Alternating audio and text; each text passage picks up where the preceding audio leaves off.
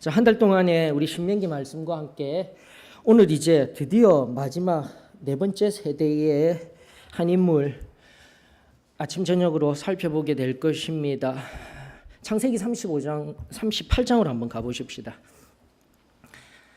창세기 38장 1절로부터 6절까지의 말씀입니다. 창세기 38장 1절로 6절. 그 후에 유다가 자기 형제들로부터 떠나 내려가서 아둘람 사람 히라와 가까이 하니라.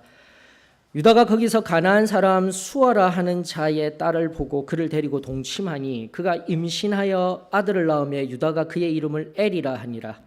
그가 다시 임신하여 아들을 낳고 그의 이름을 오난이라 하고 그가 또다시 아들을 낳고 그의 이름을 셀라라 하니라. 그가 셀라를 낳을 때에 유다는 거숩에 있었더라. 유다가 장자 엘을 위하여 아내를 데려오니 그의 이름은 다말이더라.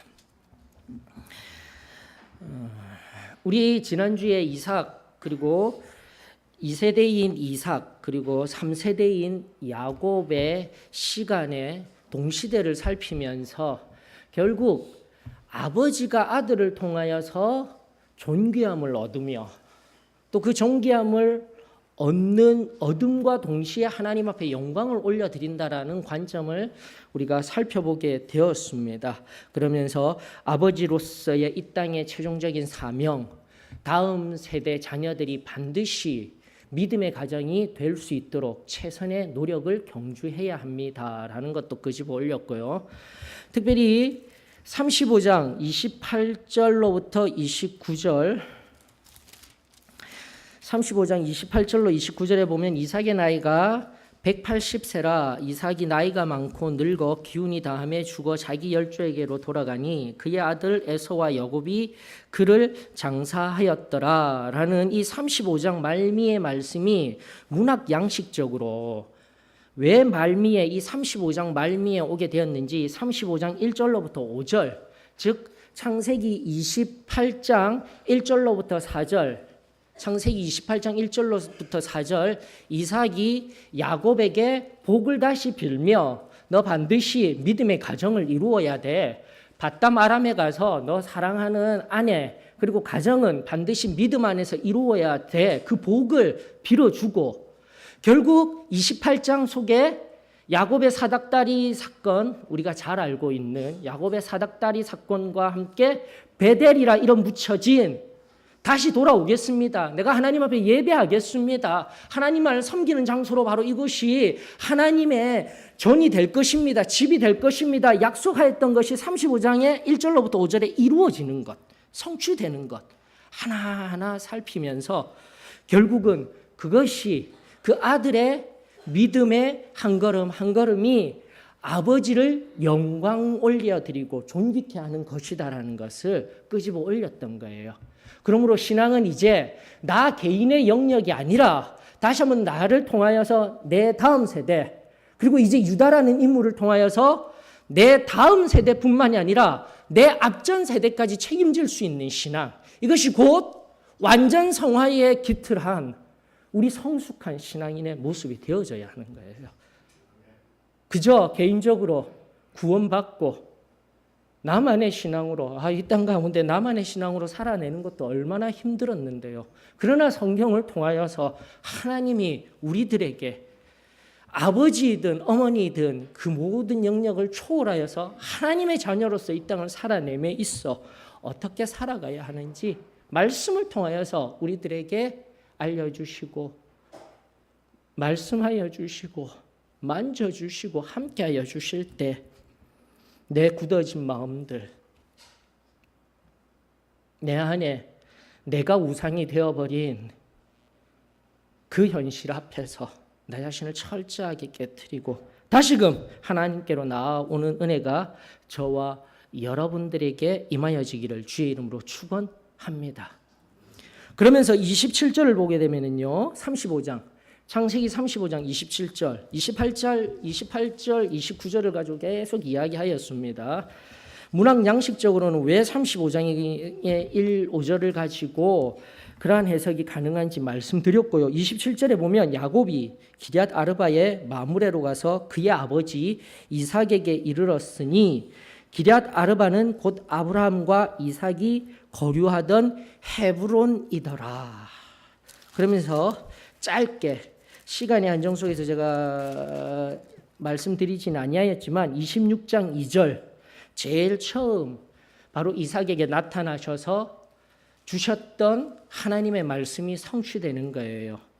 창세기 26장 2절 여호와께서 이삭에게 나타나 이르시되 애굽으로 내려가지 말고 내려가지 아니하는 것이 이삭에게 주신 말씀이 아니라 내가 내게 지시하는 땅, 지금도 지시하고 있어요, 이삭에게. 그리고 나아가 아브라함에게도 지시하였던 바로 그 헤브론으로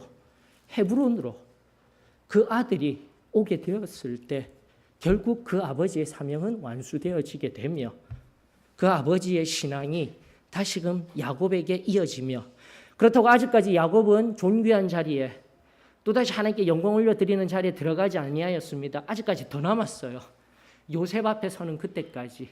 바로 이런 조금은 힘들었어요. 프로젝트 그냥 강의, 일반 강의 설교도 아니고 시리즈, 주제 설교도 아니고 이 모든 것들을 묶어서 프로젝트화된 설교로서 전체적인 하나님의 교훈을 특별히 가족, 나아가 아버지에게 주시는 하나님의 교훈 얻는다라는 것이 이렇게 설교라는 자리를 통해서, 특별히 우리 사도의 신앙교회 성도님들, 저는 주일날 오전, 오후 예배를 온전히 드린다라는 것이 우리의 신앙의 척도입니다라는 관점에서 주일날 설교들을 통하여서 한 번 더 이 중요한 성경적인 원리, 나아가 하나님의 뜻들을 살펴드리고 있지만 한계를 많이 느끼고 있습니다. 언젠가 때가 되면 글로 저 개인적으로 하나님 앞에 소명받은 그대로 우리 신앙을, 앞전에는 연약하고 부족하였으며 부분적이었지만 다시 한번 더 우리 신앙의 이 한국적 상황에 맞는 창세기로부터 요한계시록까지 제 그냥 소박한 제 꿈이에요. 하나님 앞에 올려드리는 그 꿈을 꾸면서 언젠가 또 이런 귀한 하나님의 말씀의 진리들 다음 세대들에게 우리 주님 더디 오시며 흘려보내는 그런 은혜가 있기를 원하며, 함께 그렇게 또 삶의 현장에서 우리 소망교회 성도님들이 하나님 앞에 보여드리는, 살아내는, 승리하는 그 은혜가 저와 여러분들에게 임하여지기를 주의 이름으로 축원합니다. 자, 그러면서 이제 제4세대를 볼 텐데요. 제4세대인 유다 이야기 조금만 더 흐름 속에서요. 37장에 요셉이 등장합니다. 요셉을 애굽에 팔아버리는 장면이 등장하고 있어요. 그러면서 39장으로 바로 넘어가야 되는데 뜬금없이 38장에 지금 다말이라는 여인이 등장하게 됩니다. 다말이 유다의 며느리임에도 불구하고 38장 하반부에 보게 되면 며느리와 시아버지가 동반하는 장면을 통해서 또 하나님이 일하시는 것을 보게 됩니다. 끔찍한 일이죠. 우리의 윤리관으로서는, 도덕관으로서는 이해할 수 없는 일이 발생하게 됩니다. 근데 이것이 중요한 거예요, 여러분들. 왜 37장, 39장 요셉을 통한 제4세대들의 이야기, 나아가 3세대인 야곱과의 동시대성 속의 이야기 속에서 왜 38장이 뜬금없이 들어가게 되었을까? 오늘 그것을 이해하게 되면 정말 깊고 놀라운 우리 가족을 향한 하나님의 귀한 말씀의 진리가 드러나게 됩니다. 그 말씀들 오늘 아침 저녁으로 살펴보면서 하나님 앞에 무릎 꿇으며 우리 자신을 내어드리며 하나님의 뜻대로 빚어드리는 은혜가 저와 여러분들에게 임하여지기를 원합니다. 제가 종종 언급해드리죠. 저 어렸을 때 트라우마가 있었다라고 했습니다. 아버지가 저 생선을 하도 먹지를 아니하니까 고등어찜 있죠. 고등어찜 한 마리를 제 입에다가 막 밀어 넣은 적이 있으셔요. 그만큼 단순하셨던 세대였습니다. 뭐 어쨌든 먹게 하려고, 좋게 하려고 하셨는데 제 편에서는 와, 이 찜이요, 목에 걸렸는데 찜이 걸린 게 아니라 그 가시가 걸려서요. 그 어린 날에 이 끔찍하였던 기억이 지금도요 생생한 거예요. 저는 다른 건 별로 두려워하지는 않는데 뾰족한 거, 가시, 무엇을 먹다가 생선을 먹다가도 가시가 내 입에 딱 있다라고 하게 되면 온몸이 그냥 멈춰버려요. 이 정도로 트라우마가 있는 거예요. 자, 오늘 성경에 등장하는 4세대의 주인공인 유다에게도 이러한 트라우마가 성경 속에 있었어요. 어떤 트라우마였는지 한번 말씀으로 들어가 보십시다. 33장으로 가보십시다. 창세기 33장.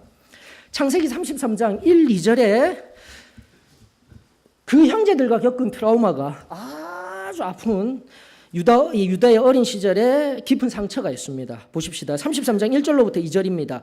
야곱이 눈을 들어보니 에서가 400명의 장정을 거느리고 오고 있는지라 그의 자식들을 나누어 레아와 라헬과 두 여종에게 맡기고 여종들과 그들의 자식들은 앞에 두고 레아와 그의 자식들은 다음에 두고 라헬과 요셉은 뒤에 두고. 자, 이 말씀의 배경은 이미 32장 속에서 야복 강가를 건너기 전 천사와 씨름하였던 장면은 다른 것이 아니었습니다. 인생에 있어서 이제 가장 마지막 나은 나의 가장 두려운 이야기, 에서와의 대명, 형과의 대명, 거짓말하여서 장자권을 획득한 이 야곱이 마지막 에서와의 화해를 위하여서 그토록 씨름하며 은혜를 받고 난 뒤의 사건이에요, 여러분들. 이 관점이 굉장히 중요합니다.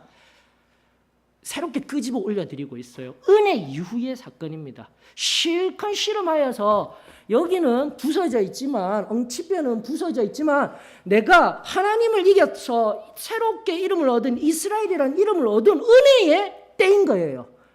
그런데도 변하지 아니하는 야곱의 모습을 여러분들 보실 수 있으셔야 돼요. 그래서 우리가 우리 인생을 이제는 새롭게 정확하게 명확하게 이해하여야 합니다. 여러분들, 우리 인생은요, 이 땅에 가는 날 늘 변합니다. 완전 성화를 경험하였습니까? 완전 성화에 의한 성령 침례를 경험하였습니까? 지금도 나는 변하는 인생이에요.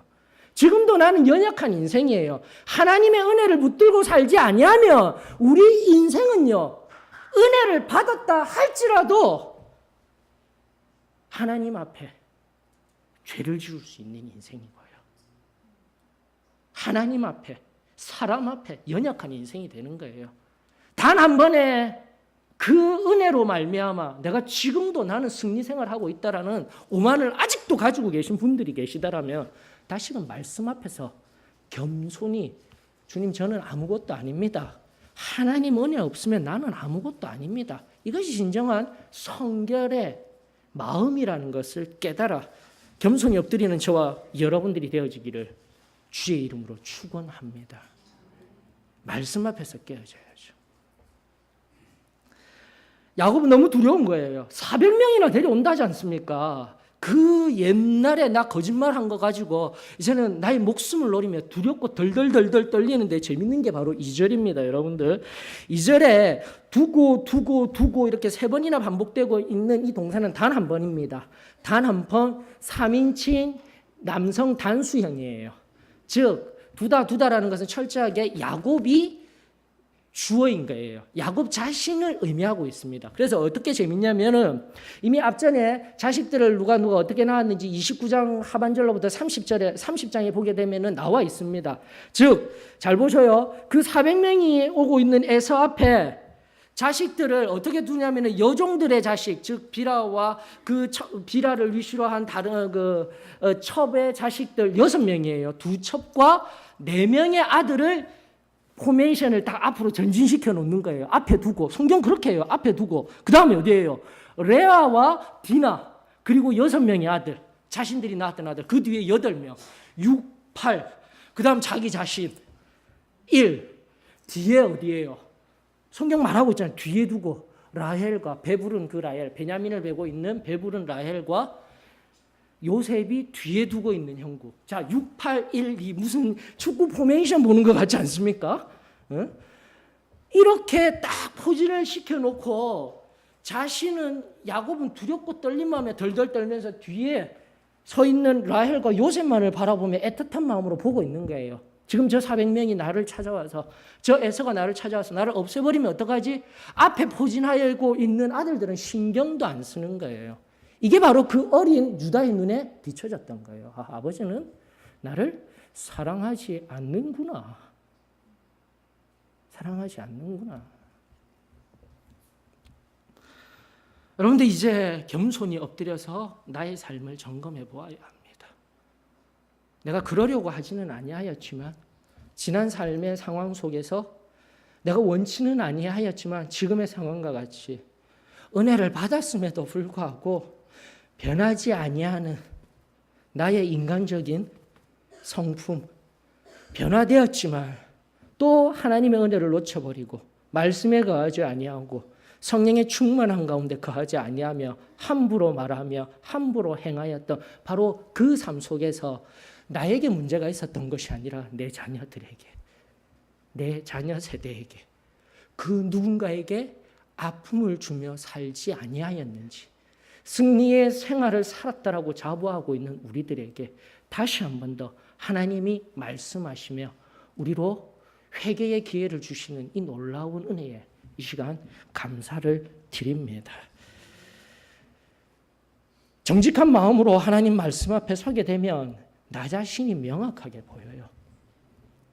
그러나 오래된 신앙으로, 포장된 신앙으로 계속해서 나를 부여잡고 있으면 지금처럼 이 야구가 같이 나도 모르는 사이에 그 요셉 앞에 설 그때까지, 요셉을 만나기 전까지 참된 평화가 이 땅 가운데 나에게 임하기 전까지 하나님의 은혜를 경험하였지만 영적인 평안 가운데 있지 못하고 아파하며 신음하며 고통받으며 죄의 권세에 짓눌려, 여러분들이 문제가 아닌 것 알아요. 신학적으로 우리 인간이 문제가 아닌 것 알아요. 그 죄의 권세로 인하여서 지금도 아파하며 신음하는 우리들, 예수 그리스도의 그 피보혈의 공로로, 그 십자가로 말미암아 그 모든 죄의 권세가 깨트려지고 참된 자유를 누린다라는 이 진정한 복음, 오늘 저와 여러분들의 복음이 되어지기를 주의 이름으로 축원합니다. 울어야 합니다. 다시 한 번 더 아버지인 내가, 하나님 제가 변화되겠습니다. 하나님, 지난 날을 살펴볼 때에 내가 나도 모르는 사이에 내 자녀들에게 아픔을 주었습니다. 교회에 아픔을 주었습니다. 이 정직한 고백이 저와 여러분들에게 임하여지게 될 때 하늘의 크고 놀라운 평화가 우리들의 심령에 반드시 임하게 될 줄 저는 믿습니다. 여러분들 잘 들으셔야 합니다. 우리 아버지들의 모습, 우리 앞전 세대들은 신앙의 단순함 속에서, 다른 말로 하게 되면 순수함 속에서, 신실함 속에서 우리 자녀들을 믿음의 자리로 인도하려고 하였지만 이제 시대가 바뀌어서 우리 자녀들의 이 인지 속에는, 이 마음 속에는 세뇌당했구나, 정말 하기 싫은 일 억지로 우겨넣듯이 그렇게 신앙생활을 하였구나, 이 완고하고 고집스러운 신앙 나하고는 상관없는 신앙이야. 본문으로 돌아갈까요? 오늘 우리 읽었던 38장 1절 한번 가보셔요. 그 후에 유다가 자기 형제들로부터 떠나. 어떤 일들이 있었습니까? 여러분들 34장 30절로 31절 한번 보십시다. 38장 1절, 오늘 본문에 1절에 등장하고 있는 그 후에가 언제적 일인지 한번 보십시다. 34장 30절 31절. 34장은 세겜 땅에 거하며 베델로 올라오지 못한 야곱 가족들에게 일어난 끔찍한 일이죠. 딸 디나가, 야곱의 딸 디나가, 그의 사랑하는 여동생 디나가 세겜 땅에서 그 지역 족장의 아들에게 강간을 당하는 사건이 등장하고 있는 겁니다. 이렇듯 우리 삶에 죄로 인하여서 일어날 수 있는 아픔들이 하나님의 말씀 속에 세세하게 기록되어져 있는 거예요. 다시 한 번 더, 죄는 두려운 것들입니다. 죄와 타협하지 마십시다. 34장 30절로부터 31절에 보게 되면 바로 이러한 일들 속에서, 그러한 상황 속에서 더욱더 암담하고 참담한 것은 하나님이 이미 앞서 창세기 17장 할례 언약을 통하여서 하나님을 믿는 참된 백성이 되고 하나님의 자녀가 되는 아주 신실한 종교적인 의식으로 우리의 이야기로 하게 되면 그 하나님 앞에 진정한 은혜를 체험받아 하나님의 자녀가 되는 그 할례 언약을 통하여서 거짓말을 하여서 그 세겜족들을 도륙을 해버리는 거예요. 이걸 아파야 되는 거예요. 실질적으로는. 여러분들 잠깐 멈추어서서 내가 삶에 일어나는 삶의 현상들로 아파하고 있습니까? 아니면 하나님의 말씀에 의한 정의와 공의가 무너지며 하나님의 말씀과 은혜에 의한 내 삶의 순결함이 무너지는 것을 아파하고 계십니까? 나는 지금 성도로서 어떠한 삶을 살아가고 있습니까? 이것을 오늘 하나님 앞에 진지하게 물으며 그 전날에 내가 받아 누렸던 그 확실한 은혜들이 내 안에서 얼마나 퇴색되었는지 또다시 하나님 앞에 내어놓으며 깊은 은혜의 자리로 나아가, 여기서 은혜의 자리라는 것은 그것을 인지하고 고백하며 나는 죄인입니다 두 손 들고 하나님 앞에 엎드리게 되면 우리 하나님은 다 용서해 주시잖아요. 다 품어주시잖아요. 다 안아주시잖아요. 그것을 우리 매 삶의 순간순간 경험하며 살아온 것, 그것이 진정한 하나님의 은혜인 겁니다. 여러분들, 죄 없다 여기지 마십시오. 나는 아무 문제 없다 여기지 마십시오.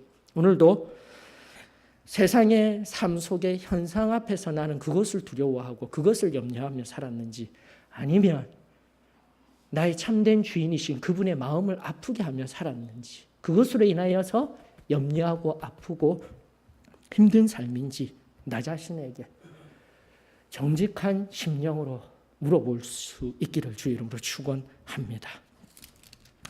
그러면서 야곱이 이야기한 장면이잖아요. 야곱이 30절입니다. 34장 30절. 야곱이 시므온과 레위에게 바로 그 끔찍한 일을 주도한 인물이 르우벤이라는 큰아들은 이미 아버지의 첩과 윤관하였습니다.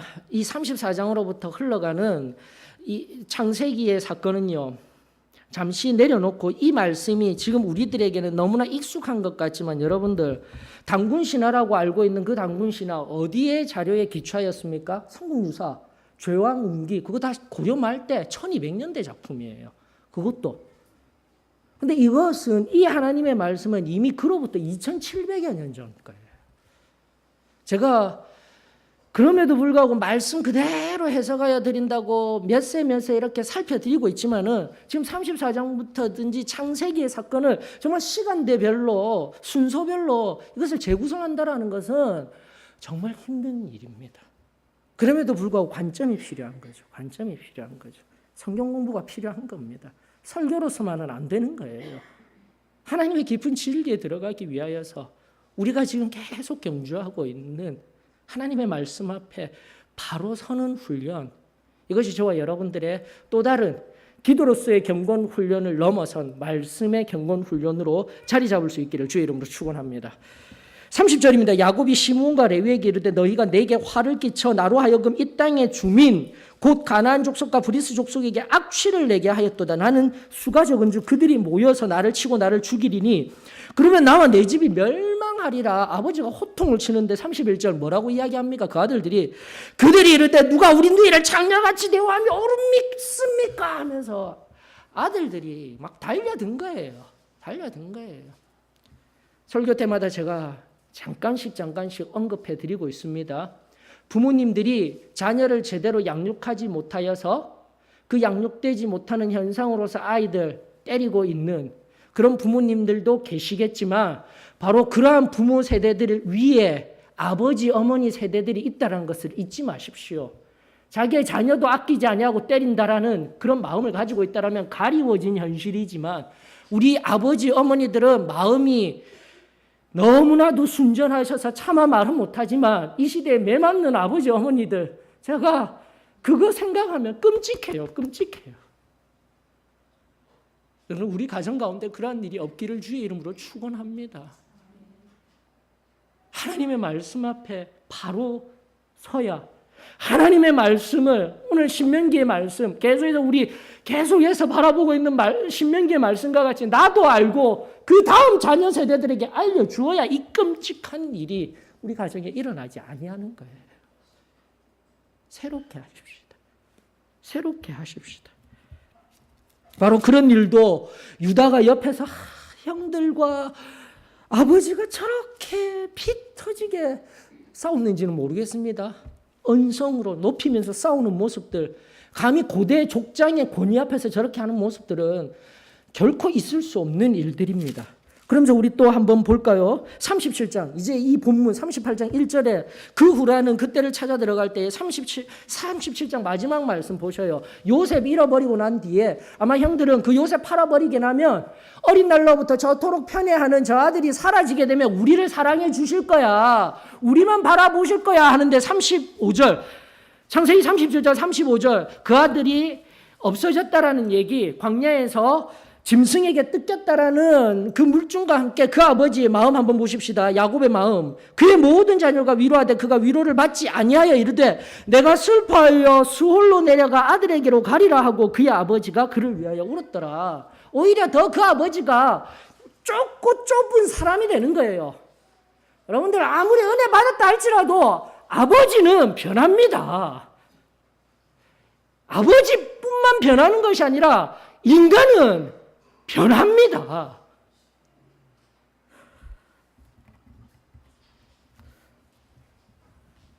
특별히 사도의 신앙교회의 완전 성화, 완전 이런 이 용어 속에서 우리의 신앙을 잘못 이해하여서 내 삶에 아무런 흠도 점도 없이 살아왔었다라고 지금도 나 자신을 속이고 누군가에게 내 삶이 순결함으로만 보여지려고 노력하고 있다라면 그거 다 부서뜨려야 돼요.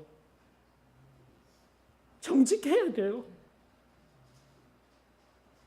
그리고 굳은 마음으로 그것은 우리 사도의 신앙교회의 복음이 아니야. 사도의 신앙교회의 복음이 말씀 속에서 흘러나온 겁니다. 철저하게 승리의 삶의 영역에서 그 은혜를 기초로 한 우리의 연약함 속에서도 하나님의 은혜를 근거로 하여서 우리의 의지를 발동하여서 유다서 1장 2절의 말씀과 같이 힘써 싸우라는 것이었어요. 싸우지도 아니하고 삶의 매 순간순간마다 아무렇지도 아니한 듯 내 말과 내 입술이, 내 삶이, 내 행동이 지금 어떠한 결과들을 가지고 왔는지 우리는 정직해야 합니다. 하나님 앞에 다시금 새롭게 나아가야 하는 거예요. 바로 그때 38장 바로 이 말씀이 등장하는 거예요. 유다가 자기 형제들로부터 떠나는 거예요. 이 꼴도 보기 싫고 저 꼴도 보기 싫어. 바로 우리의 역사 속에서 사랑하였던 우리 형제 자매들이 이런 유다와 같이 이 유다의 마음과 같이 한 사람 한 사람 떠난 것 그들의 잘못이 아닌 바로 저와 여러분들의 잘못입니다. 이걸 고백해야 되는 거예요. 너무나도 순전하였던 이 신앙 압니다. 그러나 한 단면의 신앙으로 고집스러운 신앙의 삶으로 살아내며 자녀 세대를 넘어 내 형제 자매 또한 아프게 하였다라면 오늘 나는 겸손히 엎드려서 회개해야 되는 거죠. 용서를 구해야 하는 거죠.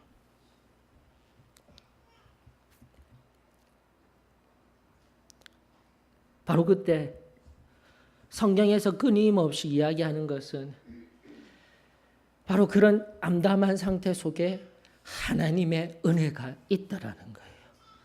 하나님은 바로 이러한 당신의 자녀들을 그 암담함 속에서도 내버려 두시지 아니하시고 그 가족들의 아픔 속에서 나 안 볼래 하고 나는 내 의지를 발동하여서 내 마음대로 나와 살고 있지만 결국 우리가 이 38장의 본문 모르신다라면 꼭 읽어보셔요. 우리가 잘 알듯 이 다말이라는 이 며느리 첫 번째 엘에게 주었더니 엘이 죽어버렸어요.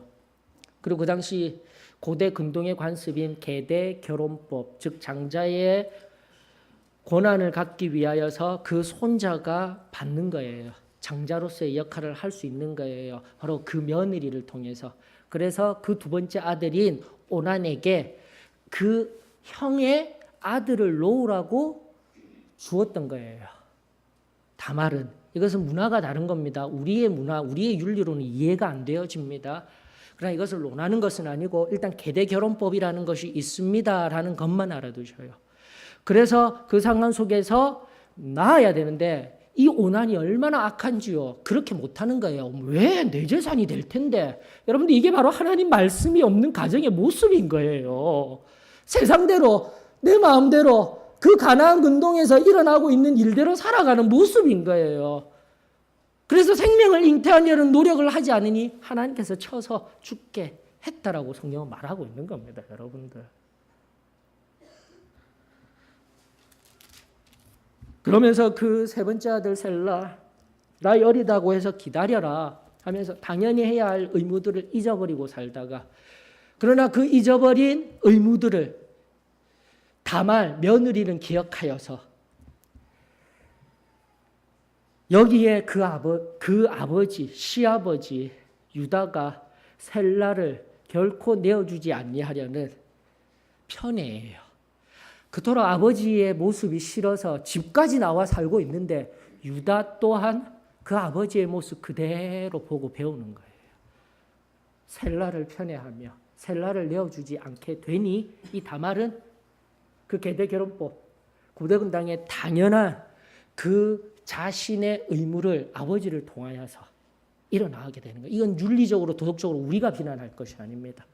그 고대 군동에서는 당연한 거예요. 그랬을 때 38장 뭐라고 이야기를 합니까? 이러한 사건의 전말들이 등장하게 되었을 때 유다가 선언하고 있죠. 38장 26절입니다. 유다가 그것들을 알아보고 이르되 그녀는이에요. 여기서는 3인칭 여성 단수가 그는이라고 하면 안 돼요. 그녀는 나보다 옳도다라고 이야기하는 거예요. 그때 확실히 깨달았는 거예요. 바로 지금에 일어난 이 사건에 대한 옳도다도 있지만 그 전날에 내가 아버지가 싫어서 내 가정의 모습이 싫어서 나와 있었더니 그게 아니구나. 그 싫은 모습 그대로 행하였던 모습 그대로 나도 행하고 있었구나. 나도 그러고 살고 있구나. 나도 그러고 살고 있구나. 그래서 저는요 하도 공부가 싫었거든요. 바깥에서 막 노는 게 너무 좋았어요. 우리 아들 영민이를 보시면 제 어린 날의 모습이 어떠하신지 조금이나마 아실 수가 있으십니다. 저도 공부하는 거 너무 싫어했었어요. 그래서 나 공부하라는 소리 너무 싫어서 나 다음에 아들 놓고 딸 놓으면은 절대 공부하라는 소리 말 안 해야지. 그런데 지금 뭐라 하고 있을까요? 공부해라. 한번 생각해 보셔요. 내 아들이었을 때, 내가 젊었을 때 나는 절대 저렇게 되지 말아야지라고 하였던 그 아버지의 모습 속에 오늘 내가 그 아버지의 닮지 않기를 원하지 아니하였던 모습이 나의 삶의 순간순간 나타나고 있지 않습니까? 여러분들 결론으로 갈까요? 저는 개인적인 이야기를 해드렸지만 이제는 이야기를 계속 하십시다.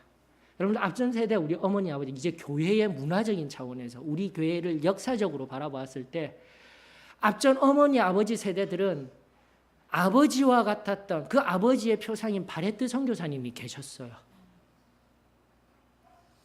심리학적으로 살펴보셔요, 여러분들. 내가 어떠한 아버지를 있다 할지라도 특별히 우리 지금의 아버지 어머니들의 그전에는 어쩌면 6.25 동란 여러 가지 사건으로 인해서 아버지 얼굴도 못 보고 자라신 분들도 계실 겁니다. 그 상처가 있는 거예요. 내가 다 끝난 것 같지만 절대 그렇지가 않습니다. 여러분들 말씀이 그것을 우리들에게 오늘 가르쳐주고 있는 거예요. 그러나 이 뜨거운 신앙 여러분들이 우리 앞전 세대들이 아버지 어머니들이 바뀐 이유는 단 하나 그 아버지로부터 받은 상처들이 바레트 선교사님의 눈물의 말씀과 그 사랑에 녹아내렸던 거예요. 여러분들 그때 그 사랑으로 말미암아 예수 그리스도를 바라보고 하나님이 어떠한 분이신지 깨달았기 때문에 여러분들은 그 뜨거운 은혜 속에서 살아낼 수가 있었어요. 그런데 죄송하지만 저는 이 시대 어머니 뱃속부터 이 신앙 속에 자라왔어요. 자라오면서 내 아버지도 여러분들 아시다시피 엄청나신 분이시죠. 그러나 거기에 대한 감정들은 여러분들이 더 잘 아실 것입니다. 지금 완전히 변화해 계시죠. 그게 은혜라고 선포하였습니다. 그럼에도 불구하고 영적인 내 아버지의 표상이 바로 앞선 아버지 어머니 그리고 앞선 리더십으로 발견하게 되는데 죄송하지만 지금 우리 젊은 세대들이 이야기하고 있는, 물론 사랑받았어요. 저 압니다. 그리고 그 사랑의 빚진 자이기 때문에 그것을 다음 세대들에게 전하기 위해서 지금도 제가 노력한다고 제 마음에 작은 부분들 하나하나 드러내고 있잖아요. 그런데 이 세대, 다음 세대들의, 죄송하지만 바레트 선교사님과 같은 사랑의 표상을 받은 게 아니라 억압의 표상입니다. 죄 짓지 마. 무조건 엎드려 기도해. 우겨넣는 듯한 이 신앙의 삶 속에서 우리 자녀들이 지금 생각하고 있는, 인식하고 있는 우리 신앙은 어린 날에 뜨겁게 경험했는데 그것은 가물가물해지고, 안타깝게도 그 부정적인, 긍정적인 순전함으로 우리에게 알려주시고 걸으셨던 그 모습 속에서 지금도 야곱의 모습을 살펴본 것 같이 은혜 받았음에도 불구하고 그 편견과 지독한 편견 속에서 가정의 아픔을 물고 늘어지는 이 죄의 사슬 속에서요, 여러분들. 우리의 자녀들이 지금 이 신앙을 어떻게 바라보고 있는지 대면하셔야 됩니다. 너무 아픈 거예요. 그렇게 유다와 같이 다 떠났을 때 유다는 삶 속에서 신학적으로 일반계시라고 이야기를 합니다. 그냥 삶의 순간순간 하나님이 아닌 하나님의 은혜라도 여겨지지는 못하였지만 바로 이 38장 26절에 자신의 끔찍한 며느리와의 통관 속에서, 윤관 속에서 하나님을 깨닫게 되는 거예요. 아픔 속에서, 핍박 속에서, 고난 속에서. 그러나 우리는 하나님의 말씀이 있기 때문에 지금도 이 시간 하나님의 말씀으로 우리가 교훈을 받고 이제 한 진리를 끄집어내는 거예요. 모든 세대에게 동일한 겁니다. 이 원리 무엇인 줄 아십니까? 모든 세대가 동일하다라고 했어요. 뭐 앞전 세대, 선교사님의 그 사랑의 표상, 억압의 표상 이런 거 다 필요 없어요. 지금 이 순간 오늘 기도해야 할 영원한 원리, 아버지를 용서하십시오. 지금 내 안에 내 가정의 문제들, 지금도 나이 많으신 분들, 우리 아버지 어머니뿐만 아니라 지금 우리 세대, 나아가 젊은이들, 어린아이 세대들도 마찬가지예요. 아버지를 용서하셔요. 아버지가 아닌 어머니로부터 학대받은 것이 있습니까? 아픈 것이 있습니까? 내 아버지, 내 어머니 좋은 것만 있었던 분 아니십니다.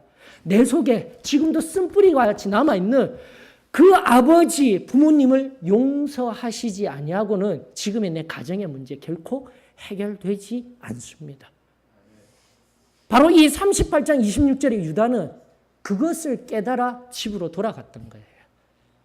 그리고 오늘 오후에 다룰 그것을 깨달은 이 유다가 어떠한 삶을 살게 되는지 마지막으로 마무리 지으며 이 프로젝트, 온 가족을 향한 하나님의 선하신 뜻을 말씀 속에서 여러분들이 끄집어 올려 이제는 나만이 사는 신앙이 아니라 나와 내 자녀를 살리고 나아가 행여라도 얼굴도 대면하지 못한 내 아버지가 있습니까? 행여라도 나를 그토록 학대했던 아버지가 있습니까? 정서적인 학대도 마찬가지예요. 그 아버지를 예수 그리스도의 보혈로 용서하셔야 합니다. 그 선언을 해보세요. 믿음으로 나와서 내 아버지를 용서하셔요. 제가 그랬으니까요. 선결함 받았을 때 저희 아버지에게 저는 아무 이유도 없이 맞았더랬습니다. 술만 들어가면 변하시는 그 아버지의 모습 속에서 두렵고 떨리는 마음으로 살다가 어느 순간 내 자기인식이 커지며 하였을 때 여기에 남아있던 것은 두렵고 떨리는 마음이 아니라 분노만 남은 거예요. 살이만 남았던 거예요. 그것을 하나님이 다 만져주시고 그 아버지를 용서하였을 때 영혼을 향한 뜨거운 마음으로 변화시켜 주셨다. 저의 경험뿐만이 아니라 여기에 계신 우리 한 분 한 분에게 모두 동일하게 경험되어져야 할 하나님 말씀의 원리임에 이 시간 감사를 드립니다. 우리 오프닝 4월 마지막 주 오프닝 영화 보셨죠? 커리저스. 그 영화 속에 주된 주연급 조연으로 나왔던 그 네이선이라는 흑인 경찰관 기억하실 겁니다. 그분이 믿는 사람이었거든요. 근데 그분은 고아와 같이 살았어요. 아버지 얼굴은 못 보고 살았어요. 근데 바로 친구의 가정에 어려움이 생겼을 때 아버지로서 내가 어떻게 살아야 되나, 어떻게 해야 되나 매듭들을 하나하나 풀어나갔을 때 바로 이 말씀의 원리에 근거하여서 이미 잠들어 계신 아버지의 묘 앞에 찾아가잖아요. 그러면서 그 마음을 다 내어놓잖아요.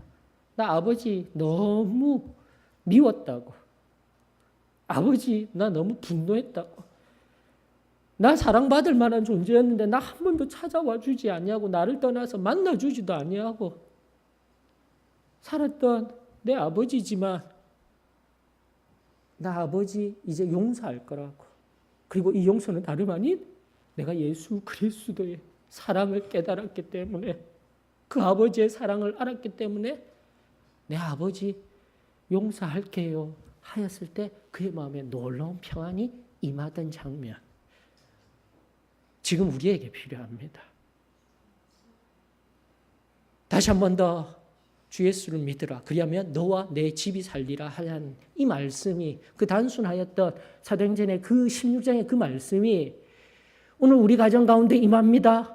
그리고 오늘도 이 프로젝트를 통해서 그리고 앞으로 5년 동안 해나가야 할 이 자전거 믿음이라는 프로젝트를 통하여서 하나님이 우리에게 주셨으며 우리들 가정마다 차마 말할 수 없는 우리 가족 안의 문제들, 내가 내 앞전 세대, 내 아버지와 내 어머니를 용서하며 화해를 이룸으로 말미암아 실제적인 진정한 가정의 평안이 임하게 되어질 줄 저는 믿습니다. 그 평화와 화해를 이루기 위해선 아버지 하나님의 그 놀라운 사랑이 지금 필요합니다. 십자가에서 다시금 그 사랑을 회복하십시다. 그 사랑 앞에서 녹아지십시다. 그리야 할 때에 우리의 삶이, 우리의 가정이 새롭게 일어서며 내 삶의 모든 분노, 화, 어려움들, 문제들 다 해결하여지는 놀라운 은혜가 저와 여러분들 가운데 임하여질 줄 믿습니다.